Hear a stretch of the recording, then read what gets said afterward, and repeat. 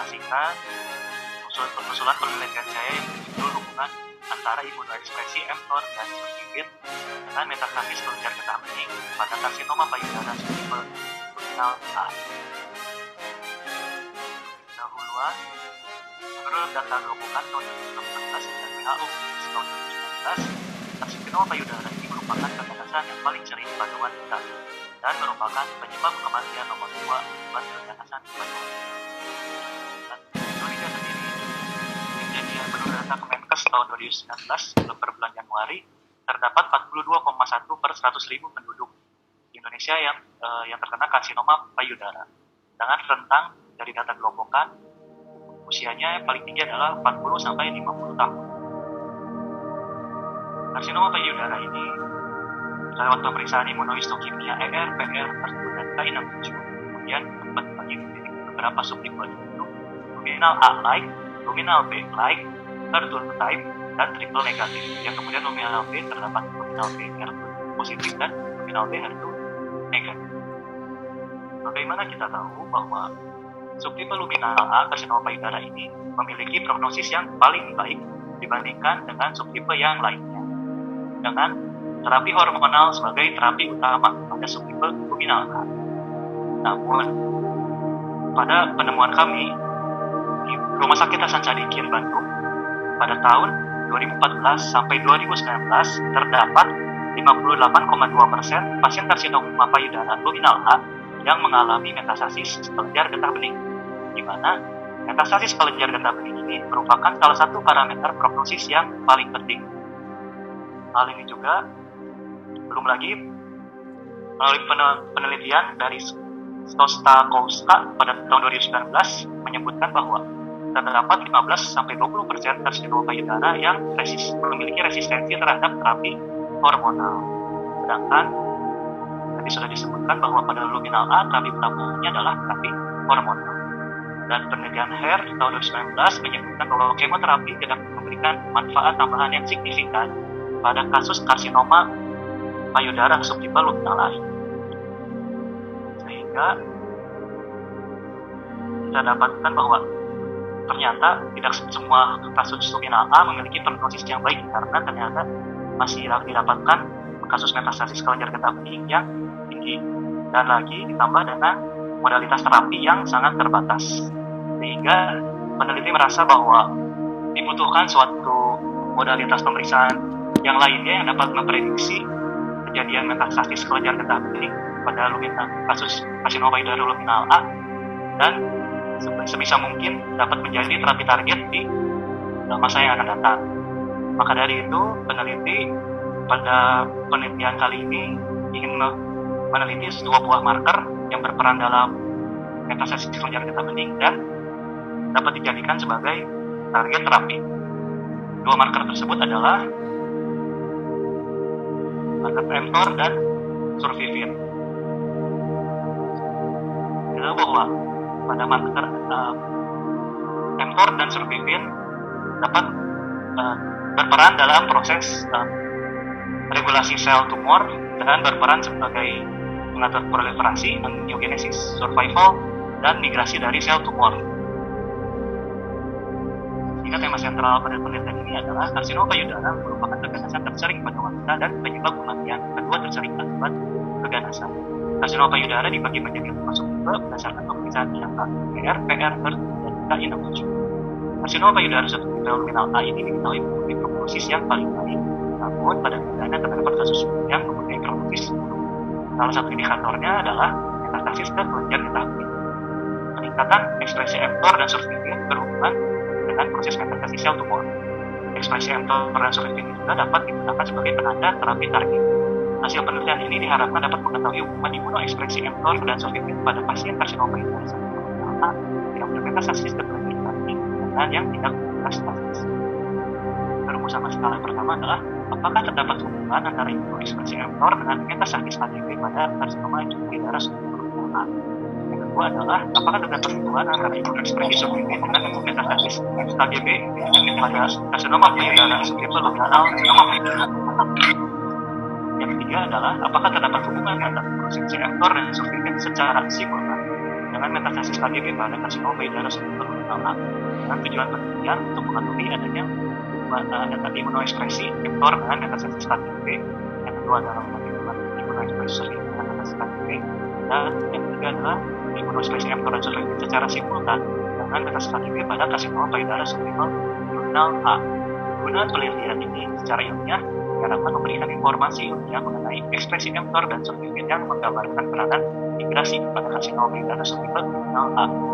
Dan juga lazim lagi dapat dijadikan acuan sebagai penelitian selanjutnya dalam perkembangan terapi target. Untuk kegunaan praktis imunoekspresi mTOR dan survivin ini pada karsinoma payudara sublingual luminal A diharapkan dapat membantu klinis untuk merencanakan penatasan terapi individu yang lebih tepat dan selektif.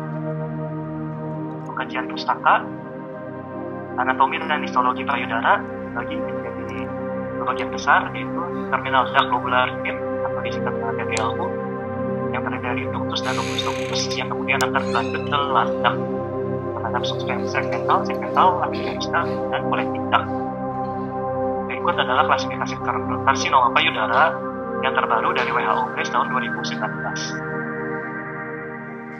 Etiologi faktor resiko dan patogenesis dari karsinoma payudara secara familiar dikatakan 5-10% karsinoma payudara berhubungan dengan gen BRCA1 dan BRCA2, dan juga ada terkait dengan usia pertama kali mengalami haid, pertama kali hamil, dan menopause. Lalu ada juga obat-obatan yang dianggap sebagai faktor resiko, hormonal, kontrasepsi. Lalu ada lesi proliferatif tahun sebelumnya. Lalu ada riwayat keluarga dan operasi seperti ovariotomi yang dikatakan dapat mengurangi resiko. Diagnosis karsinoma payudara ini terdiri dari beberapa pemeriksaan, dari yang klinis dengan cara palpitasi, tapi hanya dikatakan hanya 10% saja yang diagnosis lewat palpitasi. Lalu penunjang lain seperti radiologi, ada mamografi, USG, dan MRI. Dan dari bagian patologi anatomi bisa dilakukan biopsi, sitologi ataupun pemeriksaan corneal biopsi, dan yang penting adalah pemeriksaan histopatologi. Di dalam pemeriksaan histopatologi kita menggunakan sistem grading yang dinilai dengan Nottingham grading system, di mana ada 3 komponen yang diperiksa yang kita nilai sebagai patolog, yaitu pertama adalah pleomorphism index, ada skor 1 di mana masih kecil dan regular, skor 2 mulai bervariasi ukuran dan bentuknya, dan yang ketiga sangat bervariasi. Lalu setelah itu kita nilai juga dari formasi tubularnya, jika masih lebih dari 75 diberikan skor 1, 10-75 diberikan skor 2, dan skor 3 jika kurang dari 10%, dan juga nilai mitosisnya. Kemudian ketiga skor komponen tersebut dijumlahkan, grade 1 bila skornya 3-5, bila 6-7 grade 2, dan bila skornya 8-9 grade 3. Kemudian dilakukan pemeriksaan imunohistokimia untuk menentukan subtipe molekuler, itu histokimia ER, PR, R2, dan Ki67. Untuk penilaian ER dan PR kita lihat dari pewarnaan coklat di bagian itu. Dikatakan positif jika pewarnaan sel tumor terwarnai lebih besar sama dengan 1%, dan kemudian dilaporkan distribusi dan intensitasnya. Dikatakan negatif jika kurang dari 1% atau 0% yang sel yang tidak ada yang terwarnai dengan ERPR. Kemudian untuk HER2 kita melihat di membran, dan kita melihatnya apakah ada membran. Jika tidak, dengan pembesaran 400 kali representasinya negatif. Jika ada pengeluaran membran tapi tidak komplit di membrannya, dan kita lihat intensitasnya lemah dan juga harus dilihat dengan pembesaran 400, maka negatif positif 1 yang kemudian akan diinterpretasi sebagai negatif. Jika membrannya komplit, kita lihat kembali. Jika harus dengan pembesaran 10-2 kali, maka equivokal atau positif 2 yang kemudian ditunjukkan dengan pemeriksaan intraitohidrosis. Lalu dengan yang ketiga, bila membrannya pewarnanya kuat dan lengkap. Kemudian berikut adalah klasifikasi molekuler berdasarkan ERPR tertentu dan Ki67. Kita lihat bahwa luminal A adalah yang hormonal sensitif, HER2-nya negatif dan Ki67-nya rendah. Kalau negatif semuanya negatif, tentu HER2-nya saja yang positif. Lalu luminal B ada yang HER2 positif, ada yang HER2 negatif. Untuk proses metastasi sendiri, berdasarkan dari klasifikasi metastasis akan selalu dimulai dengan perenggangan hubungan antara sel yang biasanya diinisiasi oleh berkurangnya ekspresi dari ekaderin, biasa di mana ekaderin itu berikatan dengan beta-katenin dalam sel, jadi untuk tight junction hubungan yang kuat antara sel. Nah, pada sel tumor hubungan ini mulai merenggang di mana ekaderin kurang, sehingga mobilitas sel akan bertambah. Selain itu juga di sini ada peran matriks metaloprotease yang akan mendegradasi ekstraselular matriks, sehingga sel tumor yang tadi bisa bermobilitas bisa menginvasi ke bawah ke membran basalis, sehingga terjadi infiltrasi dan invasi. Pada suatu ketika sel tumor dapat mengadakan invasi ke dalam pembuluh darah atau pembuluh limf dengan disebut prosesnya intravasasi. Masuk ke dalam sel pembuluh darah, sel tumor ini akan menjadi benih seed untuk tumor di organ jauh. Dalam hal ini sel tumor harus bertahan hidup untuk menghindari dari sistem imun di tubuh kita. Biasanya komponen platelet menjadi penting karena akan melindungi sel tumor dengan tumor sel emulus. Kemudian di satu ketika sel tumor akan melakukan homing dan ekstravasasi keluar kembali ke dalam organ, lalu di sana dia akan bertumbuh kembali menjadi masa tumor yang baru. Berikut adalah skema metastasis pada karsinoma payudara, di mana di sini komponen tumor microenvironment menjadi sangat penting. Itu contohnya CAF, karsinoma associated fibroblast, TAM, tumor associated macrophage, tumor infiltrating lymphocyte, dan adipocyte itu adalah komponen-komponen jaringan penyokong yang normal yang mempengaruhi dalam proses metastasis, yang memberikan sinyal-sinyal untuk membuat sel tumor lebih agresif. Lalu setelah masuk ke pembuluh darah, tadi intravasasi, platelet menjadi penting peranannya, dan saat ekstravasasi, sel tumor dapat bertumbuh pada organ jauh. Dan khusus di payudara ada 4 organ yang sering, yaitu brain, bone, liver, dan lung. Stadium menggunakan stadium PRM. Untuk stadium T itu berdasarkan ukuran tumor, T1 kurang dari 2 cm, T2 nya 2-5 cm, T3 lebih besar dari 5, T4 nya menghadap penetrasi ke kulit atau ke dinding dada. Untuk N dinilai berdasarkan metastasis dan jarak terapi. Untuk N1 1-3 terapi, N2 nya 4-9, N3 nya lebih dari 10.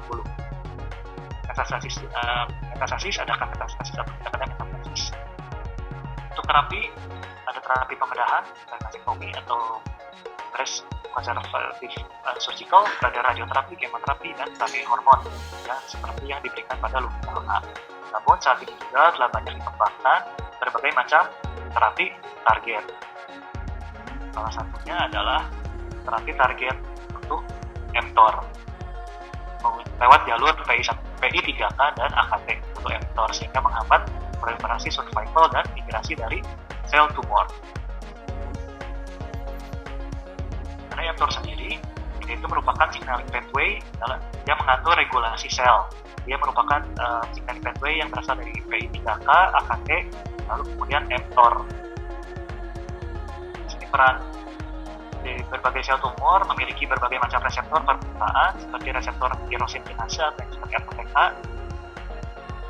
Kemudian dapat mengaktifkan jalur PI3K, AKT yang akan mengaktifkan AKT dan akan mengaktifkan mTOR, dan melalui jalur ini semua akan meningkatkan proliferasi, diferensiasi, survival, dan migrasi dari sel tumor. Untuk lebih jelasnya, kita lihat skema yang berikutnya, di mana di sini RTK, reseptor tyrosine dapat mengaktifkan PI3K. Ini merupakan serin threonine kinase, suatu gugus asam amino yang dapat memberikan modifikasi protein. Lalu PI3K ini akan mengaktifkan fosfodilasitol yang trifosfat dan trifosfat yang kemudian akan memkoordinasi aktifkan lagi PDK1. PDK1-nya akan mengaktifkan AKT. Nah, AKT akan mengaktifkan mTOR lewat 2 jalur yang berbeda. Yang pertama adalah AKT akan menghambat PRAS40, yang dimana PRAS40 ini sebenarnya fungsinya adalah untuk menghambat mTOR, sehingga ketika PRAS40 dihambat oleh AKT, maka tidak ada yang menghambat mTOR. Lalu jalur kedua, AKT akan menghambat TSC1 dan TSC2 yang fungsinya adalah menghambat RHEB, ras homolog berdentate. Nah, yang fungsi RHEB ini adalah aktivasi mTOR, sehingga ketika THC-nya dihambat oleh AKT, RAEB bisa menghasilkan mTOR. mTOR sendiri kemudian nanti akan menghasilkan P70S6 kinase. Ini suatu protein kinase di ribosom nantinya yang akan mengaruhi sintesis dari protein. Ini penting nanti karena akan berhubungan dengan survivin S6 kinase ini. Melalui jalur mTOR juga dapat mengaktifkan protein seperti yang akan mendegradasi ekstraselular matrix seperti hubungan yang disebutkan. Dan S6 kinase tadi yang di ribosom itu dapat meningkatkan mobilitas sel hingga sel dapat aktivasi. S6 kinase itu sama survivin merupakan anggota protein dari YAP, itu inhibitor of apoptosis protein, di mana survivin ini merupakan protein yang dapat mengganggu kinerja dari fase. Untuk rem sedikit, apoptosis terjadi melalui dua jalur, yaitu intrinsik di tingkat mitokondrial dan ekstrinsik melalui reseptor di luar sel. Tapi kedua jalur ini akan mengaktifkan inisiator fase. Yaitu fase 2, 8, dan 9. Fase 2, 8, dan 9 ini sebagai inisiator akan mengaktifkan kembali fase yang eksekutor, yaitu fase 3, 8, 3, 6, dan 7. Nah, survivin ini bekerja di baik di inisiator dan eksekutor. Dalam konteks tersebut, survivin dapat menghambat di fase yang sebagai yang efektor dan fase 9 yang inisiator. Sehingga fase ini tidak dapat memulai proses apoptosis, di mana dia itu biasanya untuk fragmentasi inti, level membran, sehingga apoptosis berkurang. Hubungannya dengan survivin yang hubungan dengan jalur PI3K adalah tadi setelah PI3K, AKT, mTOR, dan mTOR menghasilkan S6 kinase yang ada di ribosom, dia akan dapat mengaktifkan survivin, di mana beberapa penelitian lainnya di literatur sering menghubungkan survivin dengan agresivitas dari suatu keganasan. Maka dari itu, sebagai kerangka pemikiran, karsinoma payudara subtirominal A mana punya reseptor, berbagai reseptor, salah satunya reseptor tirosin kinase, akan mengaktifkan jalur PI3K, suatu serin treonin kinase yang akan mengaktifkan kembali AKT dan mTOR. mTOR tadi sedang mengaktifkan MP9 dan menyebabkan mobilitas sel yang dapat mempengaruhi epitelial mesenkimal transisional. mTOR juga mengaktifkan S6 kinase ini yang di ribosom yang bisa mengaktifkan survivin. Sehingga selain fase, mereka berdua dapat membuat sel tumor survive sampai terjadinya metastasis dari kematian sel tumor. Premisnya yang pertama adalah karsinoma payudara subtirominal A memiliki prognosis yang baik sampai buruk, ditandai dengan timbulnya metastasis. Yang kedua, metastasis kelenjar getah bening merupakan salah satu parameter aktivitas suatu tumor organisme.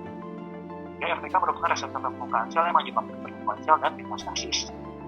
4. Jalur RTK melalui PI3K AKT mengaktifkan mTOR yang berperan dalam proses transisi epitel ke mesenkimal. Ternyata survivin dapat dipengaruhi oleh jalur PI3K melalui P2X6K.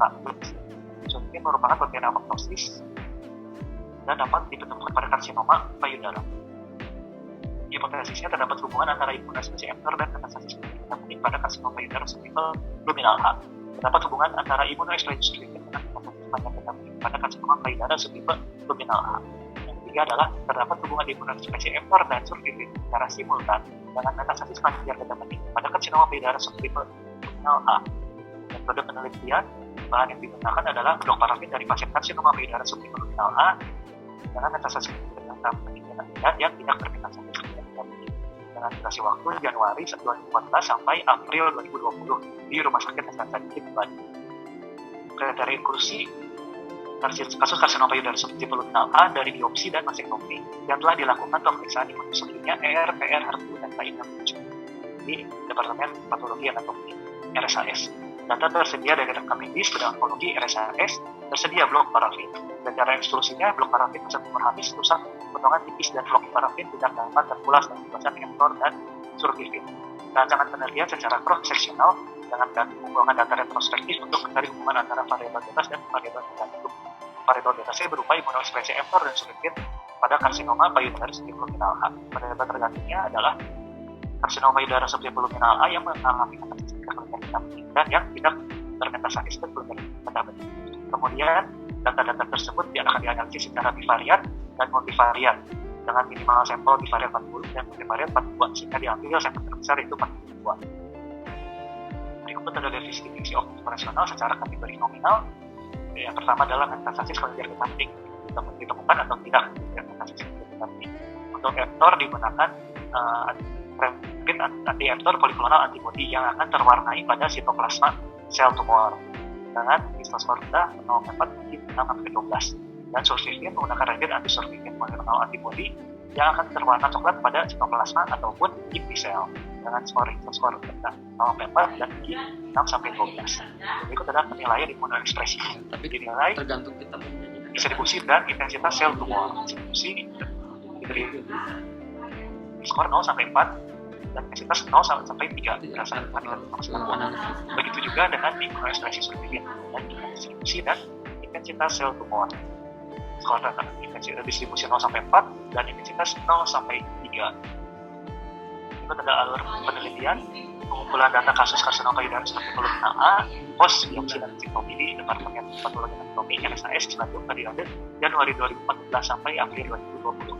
Kemudian pencarian data metastasis kelenjar getah bening pada gerakan medis, rawat jalan dan rawat inap RSAS. Lalu dibedakan apakah ada bagi kelompok yang terdapat metastasis kelenjar getah bening dan kelompok berikutnya adalah yang tidak terdapat metastasis kelenjar getah bening. Lalu pencarian dan penilaian ulang preparat HE serta blok parafin masa tumor dan dilakukan ulasan imunosekimia mTOR dan survivin. Kemudian dianalisis secara statistik apakah mTOR dan survivin dengan metastasis kelenjar getah bening. Berikut adalah karakteristik dari subjek penelitian. Nilai usia, kategori usia, ukuran tumor, yang T, grade dari masalah tumornya, metastasis jauh, adakah itu, dan stadium. Ini perbandingannya. Beda di ini doang. Yang terlibat dua kelompok, kelompok yang metastasis dan yang non metastasis. Ini adalah tabel penilaian ekspresi mTOR bagi berdasarkan tentang lalu dilihat dari kelompok yang metastasis dan yang non-metastasis. Lalu dinilai odds ratio-nya berdasarkan confidential intervalnya 92%. Begitu juga dengan yang ekspresi survivin yang tinggi dengan kelompok metastasis KTP dan non-metastasis KTP. Lalu yang multivariat, yang multivariatnya jika didapatkan komponen yang bisa diambil di bawah 0,25 maka akan diuji secara multivariat dengan nilai P signifikan di bawah 0,05. Variabelnya adalah mTOR yang rendah tinggi, survivin rendah tinggi dengan odds ratio yang dengan memperhitungkan confidence intervalnya 95%. Sekian presentasi saya dan terima kasih. Ya, terima kasih Dr. Andi. Teman-teman, kita sudah mendengarkan presentasi UP dari Dr. Andi.